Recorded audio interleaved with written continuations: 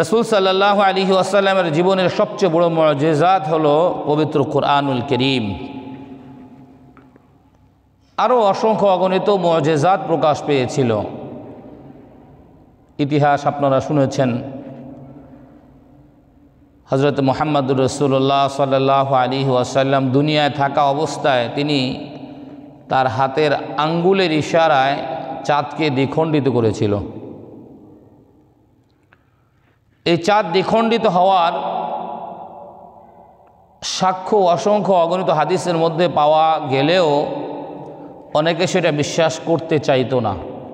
কিন্তু যারা নভোচারী অর্থাৎ চাঁদের দেশে যারা গিয়েছিল তারা পৃথিবীর বুকে এসে সাক্ষ্য দিয়েছে যে হ্যাঁ, চাঁদের সেই ফাটা দাগ এখনও আছে। শুধু তাই নয়, রাসূল সাল্লাল্লাহু আলাইহি ওয়াসাল্লাম একদিন কোথাও যাচ্ছিলেন। কয়েকজন কাফের রাসূলকে জিজ্ঞাসা করলো, হে মুহাম্মদ, আমাদের হাতের মধ্যে কি আছে যদি তুমি বলতে পারো তাহলে আমরা মুসলমান হয়ে যাব। রাসূল সাল্লাল্লাহু আলাইহি ওয়াসাল্লাম বললেন, আমি না বলে তোমাদের হাতের মধ্যে যা আছে তারা যদি সাক্ষ্য দেয় তাহলে কি তোমরা মুসলমান হবে? বললেন যে হ্যাঁ, আমরা তাহলে তো আরও ভালো। এরপর রাসূল সাল্লাল্লাহু আলাইহি ওয়াসাল্লাম নির্দেশ করলেন যে তোমার হাতের মধ্যে যেটা আছে সেটা এখন কথা বলবে, তোমরা শোনো। হাতের মধ্যে থেকে কয়েকটি পাথরগুলো প্রথমে রাসূল সাল্লাল্লাহু আলাইহি ওয়াসাল্লামকে সালাম দিলেন, আসসালামু আলাইকুম ওয়া রাহমাতুল্লাহি ওয়া বারাকাতুহু ইয়া আইয়ুহান নবী। আরও অসংখ্য অগণিত ভাষা হাদিসের মধ্যে পাওয়া যায়। সালাম দেওয়ার পরে পাথরগুলো নিজেই সাক্ষ্য দিলেন যে আল্লাহ রাসূল, আমরা কয়েকটি পাথর। এরপরে যখন কাফেরদেরকে বলা হলো, দেখেছো আমি যেটা বলেছি সেটা করেছি, এবার তোমরা মুসলমান হও, তারা মুসলমান হয় নাই, বরং রাসূলকে জাদুকর বলে ধিক্কা দিয়েছে। তো রাসূল সাল্লাল্লাহু আলাইহি ওয়াসাল্লামের জীবনে সবচেয়ে বড় অন্যতম মুআজিজাত হলো মেরাজুন নবী সাল্লাল্লাহু আলাইহি ওয়াসাল্লাম। গত জুমায় আমরা মেরাজুন নবী সাল্লাল্লাহু আলাইহি ওয়াসাল্লামের প্রেক্ষাপট নিয়ে আলোচনা করেছিলাম। আজকের জুমায় আমরা আলোচনা করব রাসূল সাল্লাল্লাহু আলাইহি ওয়াসাল্লামের মেরাজের ইতিহাস। প্রিয় ভাইরা আমার, মক্কার কাফেররা যখন অনেক কষ্ট দিতে লাগলো রাসূলকে, রাসূল যখন সহ্য করতে না পেরে তিনি যখন তায়েফে গেলেন, তায়েফেও যখন তাকে কষ্ট দেওয়া হচ্ছিল তখন তিনি আবার পুনরায় মক্কায় ফিরে আসছেন। আসার পরে এবার আল্লাহ তাআলা তিনি মনে মনে ভাবলেন, তিনি চিন্তা করলেন যে আমার বন্ধুকে আমার সান্নিধ্যে ডেকে নেওয়া দরকার, তাকে একটু সান্ত্বনা দেওয়ার জন্য, আমার শক্তি কি এটা তাকে জানানোর জন্য তাকে একটু আমার কাছে ডেকে নেওয়া দরকার। তাই আল্লাহ তাআলা তাকে কাছে ডেকে নিয়েছিলেন। এর ইতিহাস হলো, একদিন রাসূল সাল্লাল্লাহু আলাইহি ওয়াসাল্লামের চাচাতো বোন উম্মে হানি, তার ঘরের মধ্যে রাসূল শোয়া ছিলেন। এমন সময় দুইজন ফেরেশতা আসলেন, জিবরাইল এবং মিকাইল। আসার পরে হযরত মুহাম্মদুর রাসূলুল্লাহ সাল্লাল্লাহু আলাইহি ওয়াসাল্লামকে ধরে শোয়ালেন। শোয়ানোর পরে তার বক্ষ বিচরণ করলেন, তার বুক ফেড়ে দিলেন, বুক চিরে ফেললেন, ভিতর থেকে কিছু বের করলেন। বের করার পরে হাদিসের মধ্যে বলেন দুইটা পেয়ালা আনা হলো। পেয়ালার মধ্যে ইলম এবং হিকমা ভর্তি ছিল। রাসূল সাল্লাল্লাহু আলাইহি ওয়াসাল্লামের বক্ষের মধ্যে, বুকের মধ্যে ওইগুলো ঢুকাইয়া দিলেন, আবার পুনরায় এটা ঠিক করে ফেললেন। এমন সিনা চাক বা বক্ষ বিচরণ এটা রাসূলের জীবনে 3 বার হয়েছিল। কয়বার হয়েছিল? 3 বার হয়েছিল। একবার যখন তিনি একবারে ছোট ছিলেন, বাচ্চা ছিলেন, তখন যখন তিনি হযরতে হালিমাতুস সাদিয়া রাদিয়াল্লাহু তাআলা আনহার ঘরে ছিলেন, ওই সময় একবার বক্ষ বিচরণ করা হয়েছিল। দ্বিতীয়বার রাসূলের বয়স যখন 20 বছর, তখন তার বক্ষ বিচরণ করা হয়েছিল।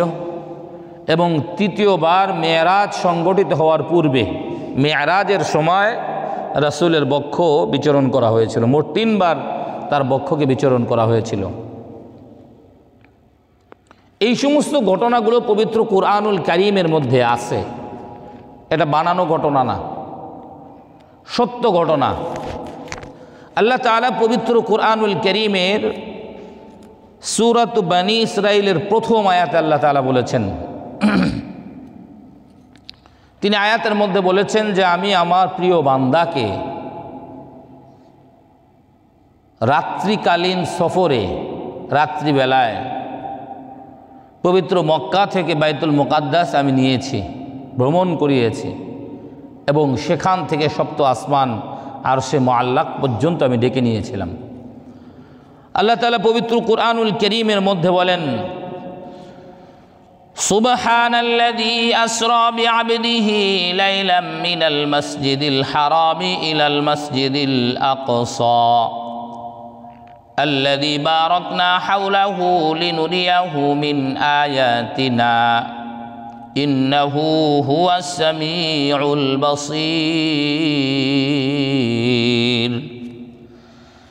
আল্লাহ তাআলা বলেন, সুবহান, সেই মহান সত্তা, পবিত্র সত্তা, আল্লাযী আসরা বিআবদিহি লাইলাম মিনাল মাসজিদিল হারাম, আল্লাযী আসরা বিআবদিহি, যিনি তার প্রিয় বান্দাকে সফর করিয়েছিলেন, ভ্রমণ করিয়েছিলেন, লাইলা মিনাল মসজিদিল হারাম ইলাল মসজিদিল আকসা, এটা ছিল রাত্রিকালীন সফর, মিনাল মসজিদিল হারাম, পবিত্র মক্কা নগরী থেকে, ইলাল মসজিদিল আকসা, মসজিদে আকসা পর্যন্ত, যেটা ফিলিস্তিনের মধ্যে, মসজিদ আকসা পর্যন্ত।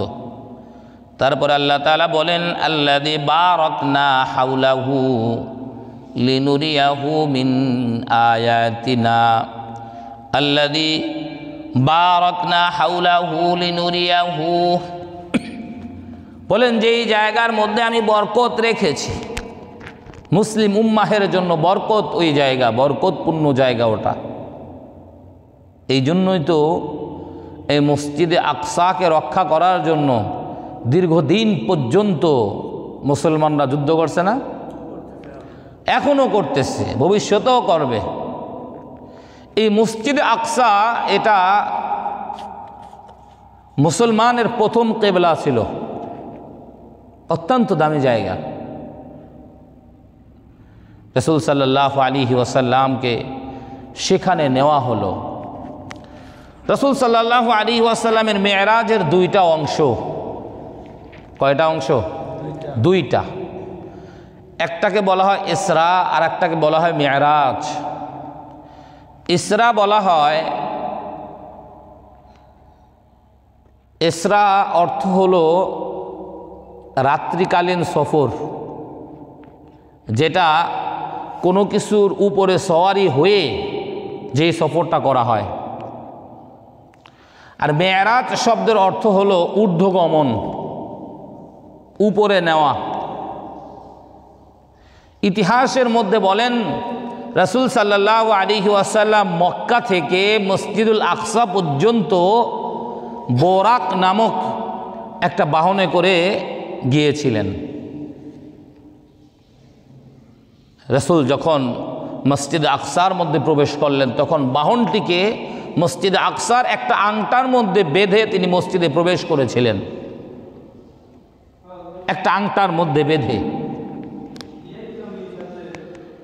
রাসূল সাল্লাল্লাহু আলাইহি ওয়াসাল্লাম যখন মসজিদে আকসার ওখানে গিয়ে পৌঁছালেন, মসজিদে আকসার মধ্যে যখন প্রবেশ করলেন, সেখানে যাওয়ার পরে তিনি দেখলেন অসংখ্য অগণিত নবী। ইতিহাসের কোনো কিতাবের মধ্যে বলেন, দুনিয়ার মধ্যে যত নবী আগমন করেছিলেন সমস্ত নবীগণ মসজিদে আকসার মধ্যে উপস্থিত ছিল। নবী যখন সেখানে প্রবেশ করলেন, প্রবেশ করার পরে দেখলেন সমস্ত নবীগণ তারা কাতারবদ্ধ হয়ে বসে আছে। নামাজের সময় হয়েছে, সমস্ত নবীগণ কাতারবদ্ধ হয়ে বসেছে। এরপরে হযরত জিবরাইল বললেন, রাসূল আপনি পিছনে দাঁড়িয়ে থাকবেন না, সমস্ত নবীগণ আপনার অপেক্ষায় রয়েছে, আপনি সামনে যান এবং নামাজ পড়ান। রাসূলের যতগুলো উপাধি আছে, যতগুলো লকব আছে, তার মধ্যে অন্যতম একটা লকব হলো সৈয়দুল আম্বিয়া। কি? সৈয়দুল আম্বিয়া। সৈয়দুল শব্দের অর্থ হলো সর্দার, নেতা। সৈয়দ শব্দের অর্থ কি? নেতা। আমাদের দেশের মধ্যেও সৈয়দ বংশ পাওয়া যায়, আমরা তাদেরকে অনেক বড় মনে করি। আসলে তাদের কথাবার্তা, তাদের কাজকাম, তাদের চলাফেরা, তাদের মুআমালাত মুআশারাত ওই পর্যায়ের না, সৈয়দ পর্যায়ের না। হ্যাঁ, আল্লাহ সমস্ত নবীদের উপস্থিতিতে জামাত পরিচালনা করলেন রাসূল সাল্লাল্লাহু আলাইহি ওয়াসাল্লাম। সেখান থেকে রাসূলকে বলা হয় সৈয়দুল আম্বিয়া। এরপরে নামাজ শেষ হলো। নামাজ শেষ হওয়ার পরে রাসূল সাল্লাল্লাহু আলাইহি ওয়াসাল্লাম, হাদিসের মধ্যে আছে, এর পরের সফরটা তিনি বোরাক দিয়ে করেন নাই, বোরাক দিয়ে করেন নাই। ইতিহাসের মধ্যে পাওয়া যায় একটা সিঁড়ি আসমান থেকে আল্লাহ তাআলা পাঠিয়েছেন নিচ পর্যন্ত, মসজিদ আকসা পর্যন্ত একটা সিঁড়ি পাঠিয়েছেন, এবং সেই সিঁড়িতে ভর করেই রাসূল প্রথম আসমানের দিকে গিয়েছেন। প্রথম আসমানে যাওয়ার পরে ইতিহাসের কিতাবের মধ্যে লেখে, দুনিয়া থেকে প্রথম আসমান যতটা দূরত্ব, প্রথম আসমান ঠিক ততটুকু পুরু। পুরু মানে বুঝতে পারছেন? মোটা। যেমন এই যে কোরআন শরীফ, এর একটা মোটার একটা ভাব আছে না? এই পর্যন্ত মোটা, এই পর্যন্ত লম্বা, এই পর্যন্ত চ্যাপ্টা, না? তো এই পুরো মোটাটা হচ্ছে প্রথম আমাদের এই দুনিয়া থেকে প্রথম আসমান পর্যন্ত যতটুকু ফাঁকা জায়গা, এই পরিমাণ মোটা হচ্ছে প্রথম আসমান। বুঝতে পেরেছেন? আল্লাহ তাআলার সৃষ্টি। হযরত জিবরাইল আমিন গেলেন, যাওয়ার পরে প্রথম আসমানে নক করলেন, কড়া নাড়লেন। প্রথম আসমানে হযরতে আদম আলা নবিয়িনা আলাইহিস সালাতু ওয়াস সালাম সেখানে ছিলেন। প্রথম আসমানের ফেরেশতারা যারা দায়িত্বরত আছে তারা জিজ্ঞাসা করলো, কে? বলে আমি জিবরাইল। সাথে কে? হযরতে মুহাম্মদুর রাসূলুল্লাহ সাল্লাল্লাহু আলাইহি ওয়াসাল্লাম। ফেরেশতারা বললেন, তাকে কি আল্লাহ তাআলা ডেকেছেন? বলে হ্যাঁ, আল্লাহ তাআলা তাকে ডেকেছেন। ঠিক আছে, এবার উপরের দিকে তারা ঢাকনা খুলে দিল, দরজা খুলে দিল। রাসূল সাল্লাল্লাহু আলাইহি ওয়াসাল্লাম প্রথম আসমানে গেলেন। সেখানে গিয়ে হযরত আদম আলা নবিয়িনা আলাইহিস সালাতু ওয়াস সালামের সঙ্গে কুশল বিনিময় করলেন।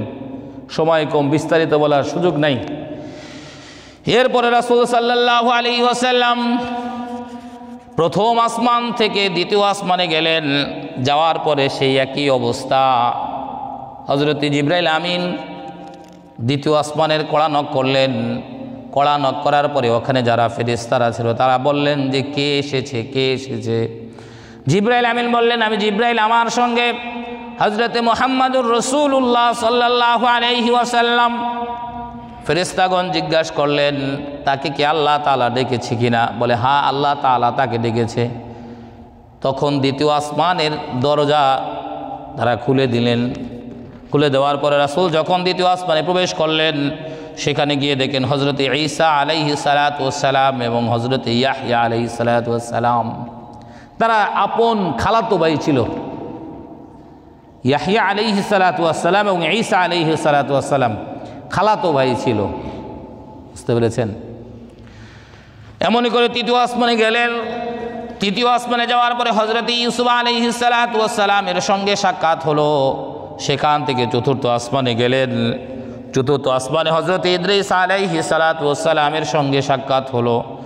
চতুর্থ আসমান ভেদ করে যখন পঞ্চম আসমানে যখন প্রবেশ করলেন, সেখানে হযরত হারুন আলা নবিয়িনা আলাইহিস সালাতু ওয়াস সালামের সঙ্গে সাক্ষাৎ করে কুশল বিনিময় করে সেখান থেকে ষষ্ঠ আসমানে হযরতে মূসা আলা নবিয়িনা আলাইহিস সালাতু ওয়াস সালামের সঙ্গে সাক্ষাৎ করলেন এবং সেখান থেকে সপ্তম আসমানে হযরতে ইব্রাহিম আলা নবিয়িনা আলাইহিস সালাতু ওয়াস সালামের সঙ্গে সাক্ষাৎ হলো।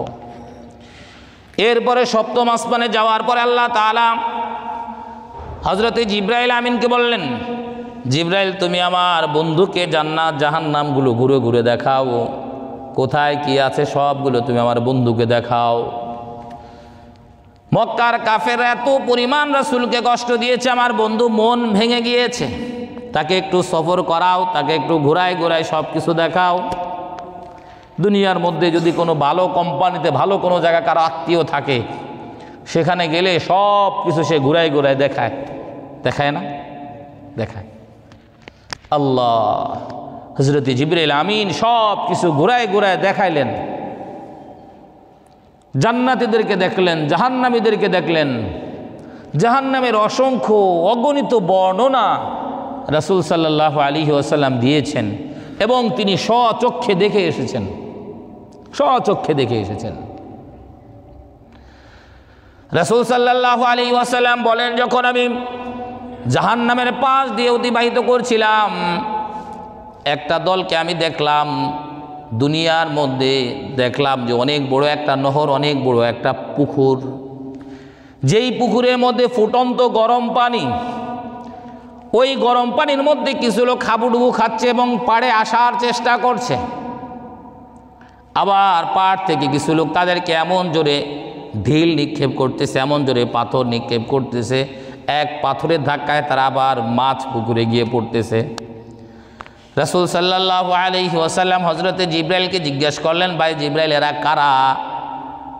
জিবরাইল আমিন বললেন, হুজুর এরা হলো ওই সমস্ত লোক যারা দুনিয়ার মধ্যে সুদ খেয়েছে, ঘুষ খেয়েছে। দুনিয়ায় যারা ঘুষ খাবে, দুনিয়ায় যারা সুদ খাবে, দুনিয়ায় যারা সরকারি টাকা মেরে খাবে, তাদের অবস্থা এই। টন মন জিয়ার পেয়ার কি কি থাকে না, এইগুলো যারা মাইরে খাবে তাদের অবস্থা হলো এই।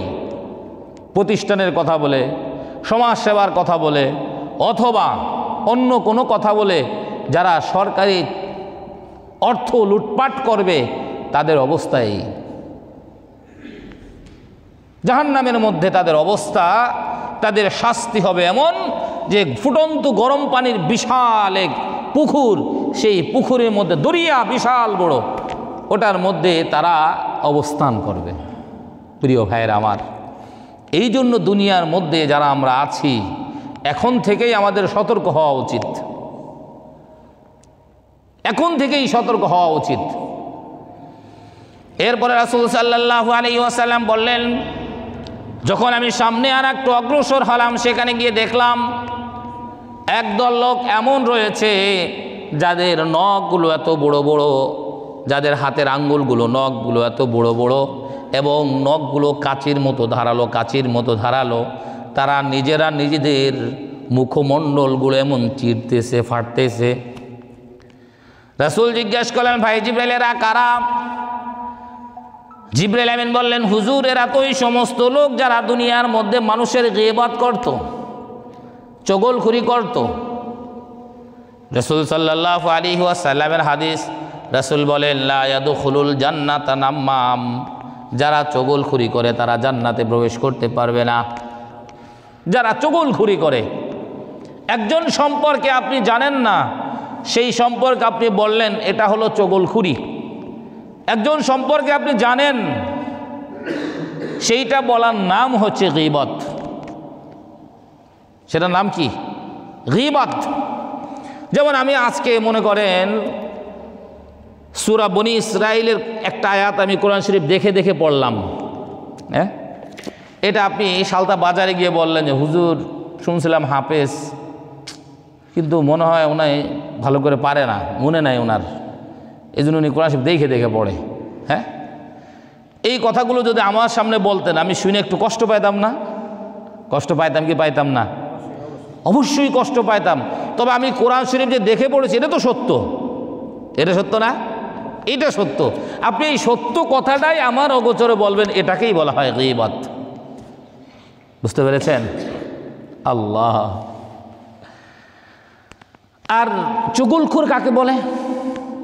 মনে করেন একজনকে ডাকা হলো, আসো মডেল মসজিদ থেকে জুম্মার নামাজ পড়ে আসি।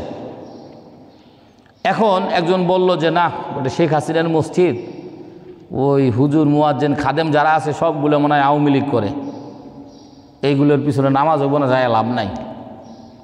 এখন বাস্তবে আমি আওয়ামী লীগ করি না, কথার কথা।